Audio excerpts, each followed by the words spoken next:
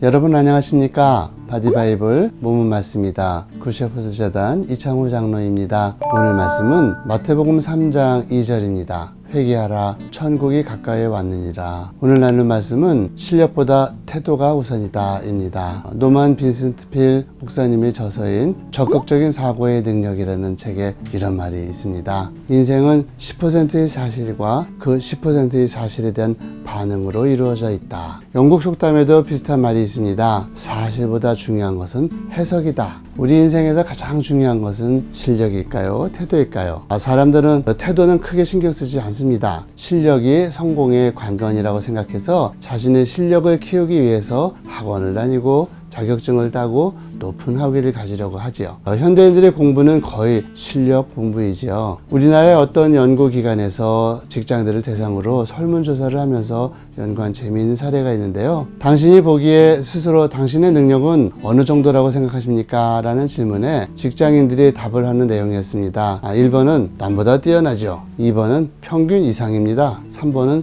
평균이다. 마지막 4번은 평균 이하다. 이렇게 4개의 경우에 답변을 하도록 하였습니다. 그랬더니 1번 남보다 뛰어나다 라고 대답한 직장인들은 71%가 나왔습니다. 그리고 2번 평균 이상이다 라고 대답한 직장인들은 13%였습니다. 즉 우리나라 직장인들 중에서 84%는 자신의 능력이 평균 이상이거나 남들보다 뛰어나다고 생각하고 있다는 것입니다. 평균 이하라고 대답한 직장인들은 3%밖에 나오지 않았습니다. 이 통계가 현대인들의 그 자기의식을 드러내주고 있습니다. 현대인들은 거의 모든 사람들이 자기가 능력이 있다고 확신하고 있다는 것이죠. 그만큼 실력에 대한 컴플렉스를 많이 가지고 있다는 뜻입니다. 그 후 이 연구기관에서 직장인의 CEO들에게 다음과 같은 질문을 던졌습니다. 당신이 직장에서 인정할 만한 능력 있는 사람은 몇 퍼센트 정도입니까? 직장인들이 대답했던 결과대로 나온다면 능력 있는 사람이 85%가 나와야 되겠죠. 그러나 CEO들의 생각은 달랐습니다. 실력을 인정할 만한 직원은 8%밖에 되지 않는 결과가 나왔습니다. 스스로는 실력이 있다고 생각하지만 실제로는 인정받지 못하고 있다는 뜻이죠. 이 연구기관에서 이번에는 대학생들에게 당신은 스스로 쓸만한 인재라고 생각하십니까? 라고 질문을 던졌습니다. 첫 번째로 아주 그렇다 라고 대답한 대학생들은 70%였습니다. 두 번째로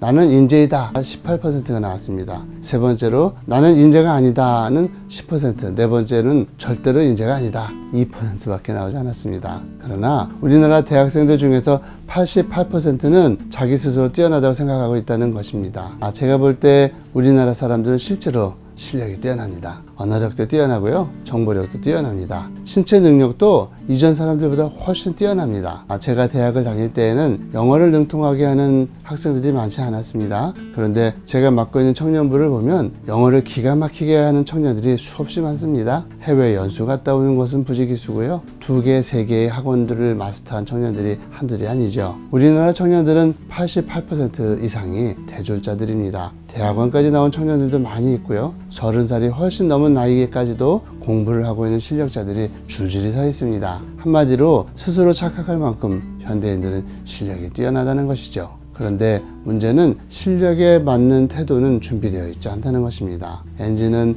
벤츠 엔진을 가지고 있지만 태도라고 할 수 있는 운전 실력은 초보자인 수준이죠. 아무리 벤츠 엔진 같은 실력을 갖추고 있어도 그 실력을 운전할 수 있는 태도가 갖춰져 있지 않다면 실력은 아무 의미가 없게 되어지는 것입니다. 실력이 뛰어난 사람도 교만한 태도를 가지고 있으면 결코 인정받을 수가 없지요. 소극적이고 부정적인 태도를 가진 사람은 결코 자신의 실력으로 인정을 받을 만한 결과를 만들어낼 수 없습니다. 저는 신앙을 가진다는 것이 태도의 변화라고 생각합니다. 사람들을 대하는 태도의 변화, 자기 삶에 일어난 사건들에 대한 반응의 변화, 삶의 가치들을 추구하는 자세의 변화. 하나님은 이스라엘을 향해서 태도의 변화를 요구하셨습니다. 예수님은 유대인들을 향해서 마찬가지로 태도의 변화를 요구하셨습니다. 예수님을 통해서 부귀와 영화를 얻어보려고 했던 제자들이 부활하신 주님을 만나고 나서 바뀐 것은 실력의 축적이 아니었습니다. 태도의 변화였습니다. 실력을 바꾸는 것은 시간이 걸리고 쉽지 않은 일입니다. 그러나 태도를 바꾸는 것은 당장에 일어날 수 있습니다. 삶을 살아가는 태도를 1도만 바꿀 수 있어도 인생은 달라집니다. 사람을 대하는 태도를 1도만 바꾸어 나가도 인간관계가 달라집니다. 신앙을 대하는 태도를 1도만 바꾸어도 이 생과 저생에서의 영원히 달라지게 되는 것입니다.